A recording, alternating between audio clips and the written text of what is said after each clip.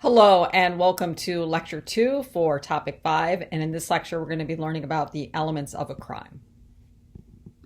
Okay, so as I mentioned in the last lectures that we're going to be taking chapter 4 and doing it over 2 weeks. And so, as I mentioned, that this week you're going to be reading the first half of chapter 4. Next week, you're going to be reading the second half. Why am I telling you that again? Well, the reason I'm telling you that is because in this lecture with the first half of chapter 4, I'm going to be asking you to think as if you were a prosecutor, okay? And so in this lecture, we're going to be looking at criminal law from a prosecutor's perspective. Now, remember, a prosecutor, works for the state. In Wisconsin, they're called district attorneys, and they're the ones who basically charge people with violating a state criminal law and then try to prove beyond a reasonable doubt that that person is guilty.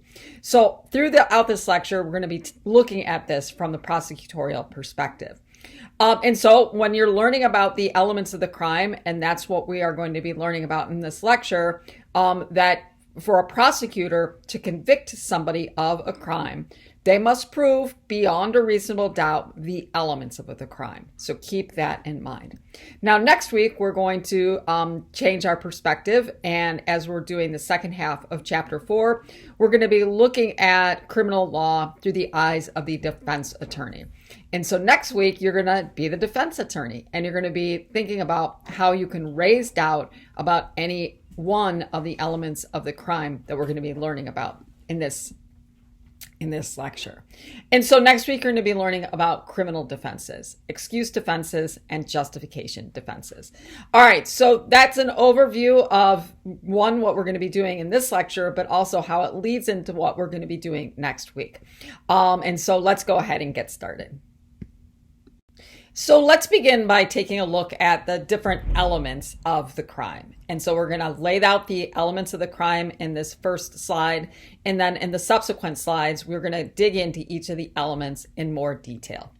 All right, so it seems like if you wanted to find somebody guilty of a crime, that it would be pretty easy. But actually a prosecutor has to prove each element of the crime to find somebody guilty beyond a reasonable doubt. And so the first thing that the prosecutor has to prove is they have to demonstrate that the accused, the person charged with the crime, actually was the one who engaged in a criminal act. And that's known as actus reus, or the guilty act. And so the first element is that you have to prove that the person is charged is actually the right person, okay? And so you have to prove actus reus. The next thing that a prosecutor has to do is that they have to show that the person who's charged with the crime, the accused, actually had the intent to commit the act. And that's what's known as mens rea, or the guilty mind. In other words, that means that you have to demonstrate that the person who was charged with the crime, they both were the ones who actually committed the crime, and that they also knowingly and intentionally committed the crime. They possessed mens rea. We'll go into more detail about what that means in a moment. The other element of the crime that you have to prove is that the defendant's action, the accused actions, were the proximate cause of the resulting injury. In other words, that the action that the individual engaged in is the immediate or is in close relationship to the harm that was caused, to the actual injury. So you have to say that this is the person who committed the act, and that this act is what actually caused this harm. And then the final element of the crime is the actual harm, that actual. All right, so let's start with the first element, which is actus reus, the guilty act. Now, the first thing I want you to keep in mind is that you cannot charge people for criminal thoughts. You can only charge people for criminal acts. That's why it's the guilty act. keep in mind that we don't live in George Orwell's 1984. I don't know if any of you have ever read that book. If you haven't, it's a great book. You should read it. But it's sort of this dystopian future.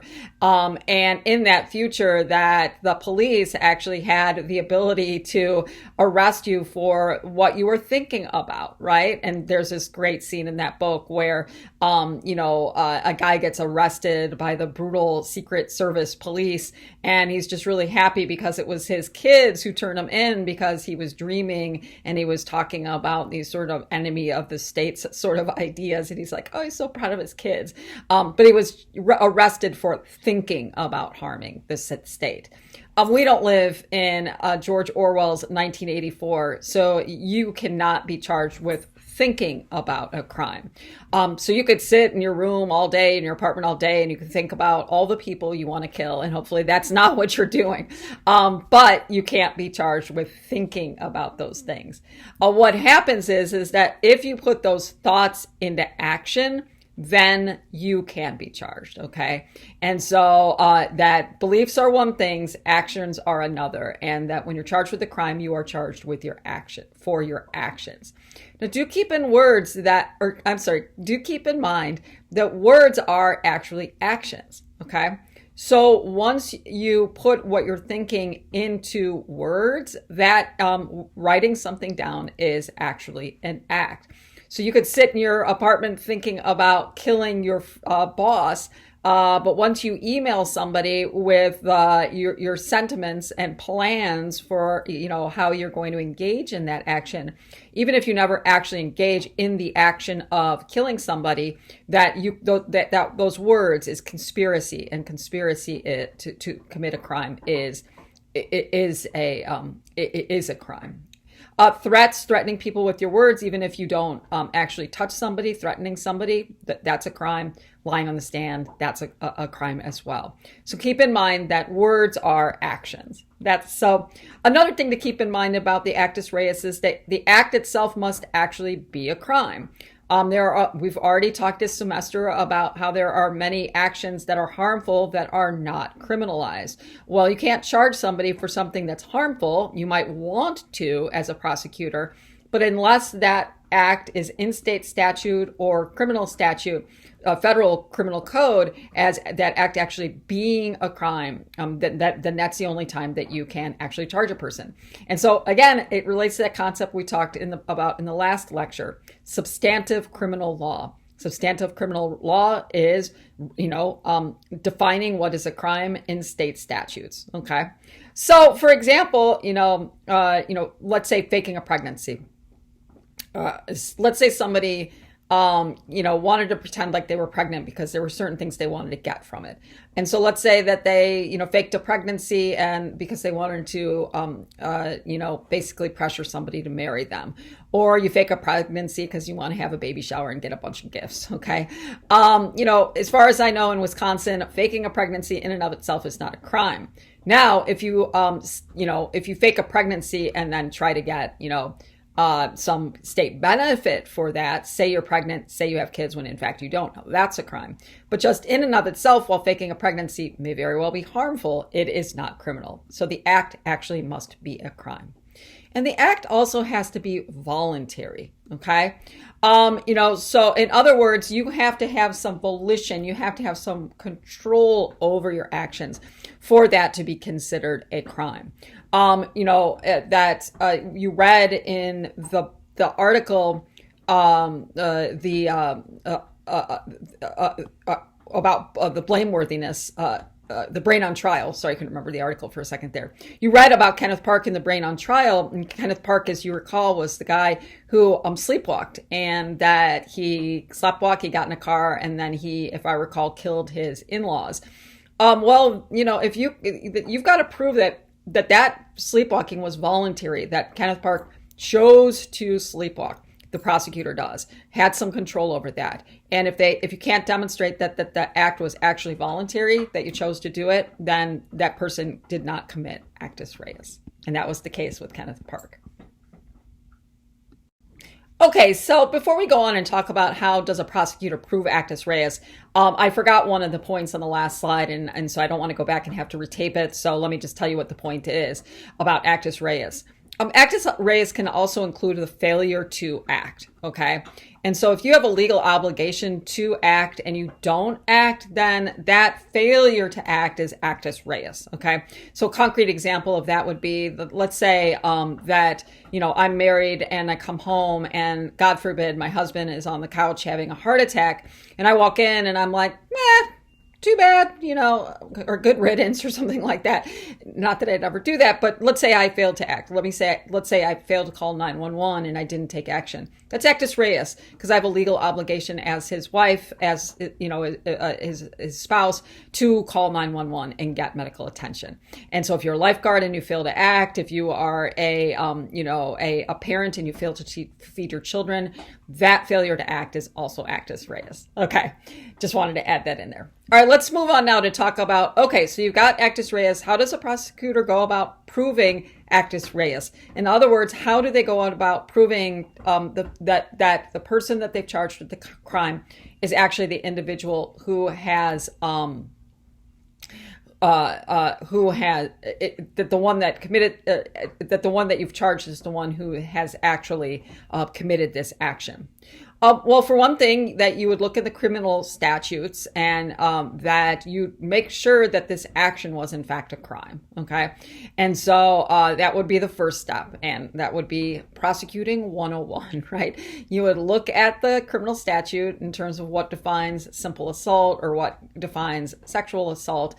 And in criminal statute, it'll tell you what sexual assault is. It'll say that these are the actions that somebody has to engage in order to be charged with a crime. So that's the first step. You would make sure that the action that the individual engaged in was in fact a crime.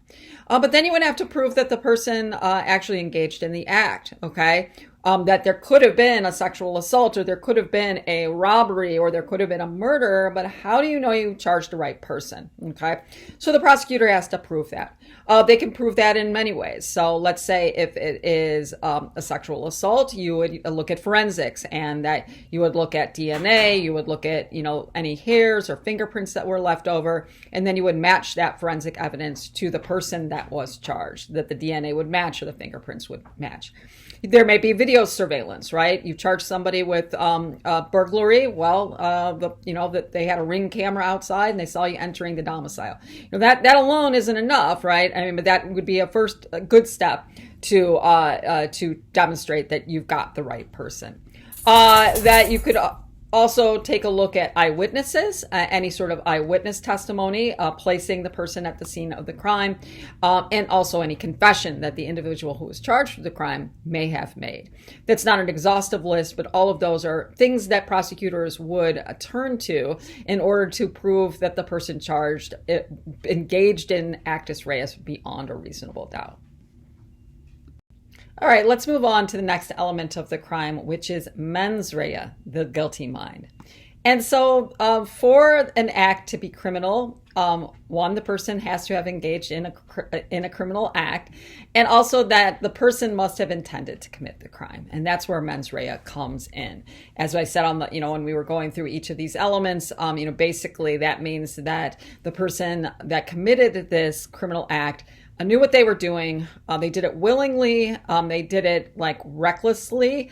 And they also maybe did it with some forethought. They thought about it before they did it. Okay. And so that the mens rea, the prosecutor has to prove beyond a reasonable doubt that the individual possessed mens rea. They have to show that the person had clear knowledge of the consequences of their actions. And so, for an example, if you have a 3-year-old or something that, shoots a gun and kills somebody, 3-year-old probably does not possess mens rea. Most does not possess mens rea. They might have known what they were doing, but they wouldn't understand the consequences of their actions. But so the prosecutor has to, demonstrate that that individual had clear knowledge of the consequences of their actions, that they wanted and desired these consequences to happen. All of those would be part and parcel of what would constitute mens rea.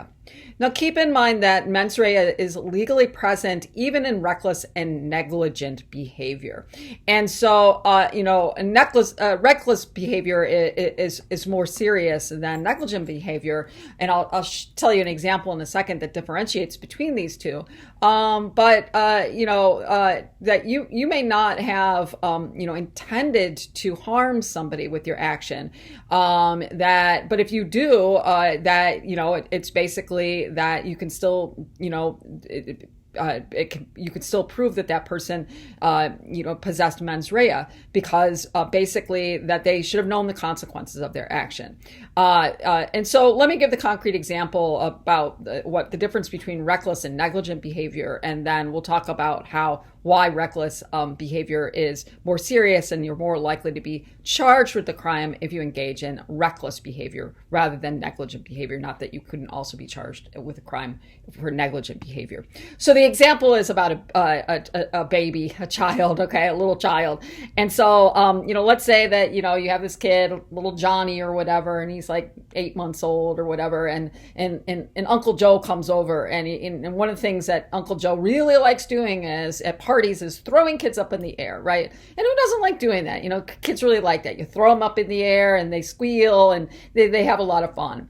But if you take a kid and you throw it high up into the air, I mean, that could really be dangerous. They could hit their head on the ceiling if you're in a building. If you throw them up too high, you lose track of them. They might drop on the ground, break a bone or something like that. Well, that's definitely reckless behavior.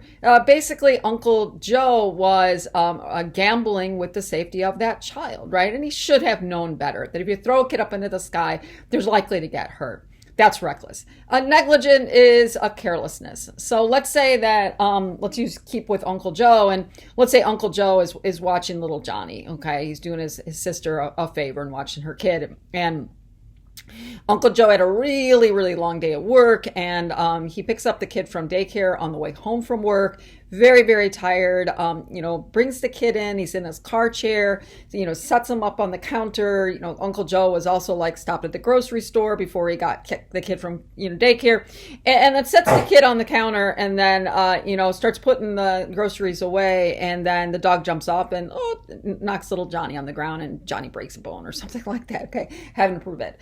That is careless behavior. It was just because you were just so, not thinking about the consequences of your actions that, it would fall more into the careless or negligent realm of mens rea. But still, both, you never intended to hurt Johnny when you were throwing him up in the air, and you never intended to hurt Johnny when you set him on the counter, but you should have known better. Okay, so reckless and negligent behavior is mens rea. That you can possess mens rea with that. Now, for some crimes, they're known as strict liability crimes. You don't even need to prove mens rea. Usually, a prosecutor needs to prove actus reus and mens rea in order to find that individual guilty. That you do not need to do that with so-called strict liability crimes. You only need to prove that the individual engaged in the criminal act. You don't need to prove that they intended to engage in that act, that they acted it knowingly, willingly, and they knew the consequences of their actions. Some examples of strict liability are one is selling cigarettes or alcohol to minors. Another is statutory rape, having sex with a minor. And the reason you don't have to prove mens rea is it's of course, everybody's going to say they didn't know they were having sex with an underage person. They didn't know that they were selling, cigarettes to an underage person. And so it would be almost impossible to, hold those people accountable. So because these are crimes against minors, misdemeanors, usually you take mens rea out of the mix and you make it easier to prosecute people. And the hope is that because it's easier to prosecute you for that crime, then you're going to really think twice about, having sex with somebody who you're not sure about their age or selling tobacco and alcohol. And that's why everybody gets carded when they go to the alcohol store these days, right? Like I'm in my late 50s and I'm still hey, where's your ID? And I'm always like, hey, are you checking me for the AARP discount? Ha ha ha. But that's thanks to strict liability law. Okay, so how does a prosecutor go about proving the guilty mind, proving that the accused had intent? Well, there's several different ways that a prosecutor could do that. They could show that the accused talked to others about engaging in the act, right? That they're planning something that would demonstrate forethought, which is a part of demonstrating mens rea. You could prove that or demonstrate that this individual took actions to prevent being caught. That if you engage in a crime and you get blood on your clothes and then you take your clothes home and you wash them, or your car seems newly washed, that demonstrates that you understood that when you killed somebody that what you did was wrong because you don't want to get caught for it, right? So if you take those actions to prevent being caught, it shows that you understood the consequences of the action. And you could also show that they had a motive to do what they were doing. That could also work into the guilty mind. So that you killed your wife and the motive was that you were poor and you really hoped that you were gonna, get some sort of money from the health insurance. Or you killed your wife because you were having an affair and you just wanted her not to be in the scene anymore. Proving a motive helps prove mens rea. And also when it comes to reckless behavior, the more you can prove that you've engaged in that behavior before, like if Uncle Johnny's always throwing that baby up in the air, he has a pattern of careless behavior, and that makes it even more confident that you could charge that person with a charge of some sort of reckless criminal act. All right, let's move on to the next element of the crime, which is causation. And causation means that the prosecutor needs to demonstrate that it was the accused conduct that is the proximate cause of the injury that was the result of the criminal act. And so the prosecutor has to say, okay, this person committed the criminal act, that they knowingly and intentionally engaged in that act, and their act is the proximate cause of injury, okay? You have to demonstrate that. And so here in the textbook, they talk about that absolute cause, probable cause, and probably not cause of injury. So let's look at each of these. So let's say that absolute cause, that it's almost absolute that the individual's criminal act was the cause of the injury. Say Chris shoots Sandy with a gun and Sandy dies, okay? Chris pulled the trigger and shot the person in the heart. There is no doubt that Chris was responsible for that injury. Let's say that Chris robs Sandy and Sandy runs into the street to escape, hit by a car, and dies. That is also absolute cause because Chris caused Sandy to flee from the robbery, and Sandy would not have ran into the street and got hit by a car if it had not been for Chris robbing them. So absolute cause. Probable cause. So if you've got absolute cause, it's easier to find that person guilty beyond a reasonable doubt. Possible cause. Not impossible for a prosecutor to get to prove causation with possible cause. Just a little bit more difficult. So let's say that Chris robs Sandy. Sandy is really frightened by being robbed, and then later in the day, Sandy dies of a heart attack. A prosecutor could say that Chris's behavior, action of robbery was the cause of the heart attack because the person probably wouldn't have had a heart attack if they hadn't been scared out of their gourd and horribly frightened by being robbed. Not likely cause, but a good prosecutor could maybe still prove this. Let's say Chris robs Sandy. Sandy's frightened. Later in the day, Sandy is electrocuted by a toaster. They're like, well, what that, Professor Hankinson, what does that have to do with that robbery? Well, you could say that Sandy was really scared, went home, started making some toast to calm themselves down, got really nervous, and they, had the toast out. They had the orange juice and then they dropped the orange juice on the floor, and then knocked over the toaster onto the floor, and then the toaster electrocuted Sandy. It's possible, but it's probably not likely that Sandy died due to the robbery. Okay. But anyways, the prosecutor has to demonstrate that the action was the cause of the actual injury. The final thing that a prosecutor has to demonstrate beyond a reasonable doubt is harm. And that it's not the intended nature of the harm, but it's the actual harm that determines the crime. Okay. And so, for example, you could say, well, my client, if you're a defense attorney, you could say, well, my client intended to punch a person, not kill the person. Well, it doesn't matter what your intention was, that your action caused harm, and that harm was death. Okay. And so it's not what you intended. It's what you do, what the harm you cause is. And so you didn't intend to kill a person. You just intended to punch a person, but your punch is what killed the person. So a little bit of bad luck for you, but that's what you're going to be held criminally liable for. And that would be, again, as you're charging somebody with the crime, that the prosecutor proving that would have to prove that their action caused that harm, and it's that harm that determines the actual action, the actual criminal action.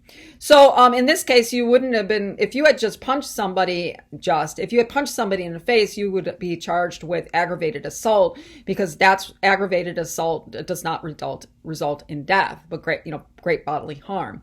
But in this case, if you punched somebody and killed them, you would be charged with manslaughter because you actually killed somebody. Okay. And so again, that kind of relates to actus reus, but it also relates to the, having to demonstrate that harm as well from a prosecutorial perspective. Okay, that's it for this week. And so next week, we're going to be doing the second half of chapter 4, and we're going to be learning about criminal defenses, excuse defenses, and justification defenses. And then you're also going to have an extra credit project next week where you can, I'm going to give you a case study, and that you will, either act as a prosecutor and prove beyond a reasonable doubt that this person is in fact guilty, or you'll act as a criminal defense attorney, and you'll choose one of the criminal defenses to defend that individual in the case study. And that will give you some good practice as we move towards the midterm, because there will be a case study like that, not the same one, but a different one on the midterm exam. All right, thanks a lot for listening, and I'll talk to you again soon.